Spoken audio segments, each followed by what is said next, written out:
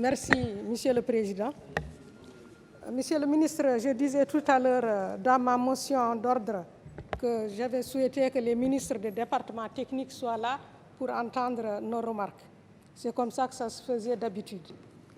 Ces projets de loi que vous nous soumettez sont sans nul doute importants, surtout en ce moment où l'autosuffisance alimentaire ne doit plus rester un slogan creux.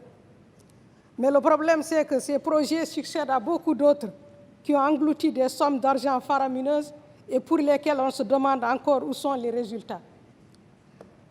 Le scandale du projet de sucre de Fumgleta, dont vient de parler l'honorable député, qui a démarré en 2010 et qui, au bout de 4 ans, devait voir avec la culture de la canne à sucre l'instauration d'une usine de raffinerie du sucre. Le résultat, 10 ans après, c'est qu'il n'y a pas eu de culture et encore moins d'usine. Et on a dépossédé les paysans de leurs terres depuis 10 ans. Les sols ont été dégradés et les eaux polluées par les produits chimiques. Et même la main-d'œuvre, on la recrute souvent en dehors de la région. Mais malgré tout, ce projet continue d'exister comme si de rien n'était. Comment se fait-il que les ouvrages de l'extension de la plaine de Bogué, qui ont été réalisés avec 8 milliards d'ouguiya, n'ont pas pu tenir une seule année?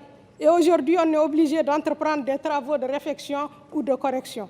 C'est la même chose pour le périmètre de Arembar, qui a englouti 2,3 milliards sans résultat depuis 2015, et on attend toujours la reprise des travaux.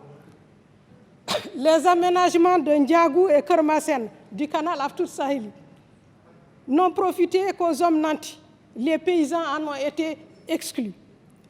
Où sont, Monsieur le ministre, les petits projets d'un pourrier destinés aux diplômés chômeurs à Rosso, choisis parmi ceux qui n'ont jamais connu l'agriculture? Et ces projets ont été détournés vers le commerce et on n'en a plus parlé.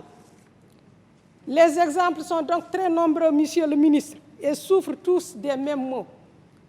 La gabégie, la corruption, les malversations, le clientélisme qui plombent la vie du pays. Avec autant de montants dilapidés et pour lesquels personne n'a eu à rendre de compte, on ne peut qu'être sceptique sur les retombées de ces nouveaux projets.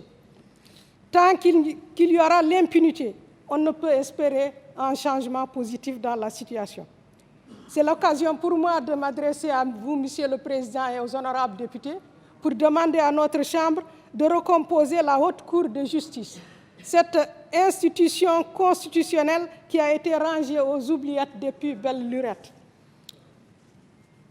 Malgré tout, Monsieur le ministre, je sais que nous avons des potentialités non exploitées et des possibilités non encore mises à profit.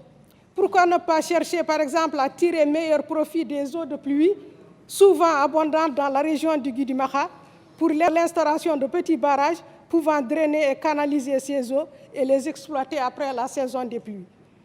Nos paysans ont besoin de soutien et d'encadrement, mais le plus souvent, ils sont laissés à eux-mêmes avec des moyens rudimentaires.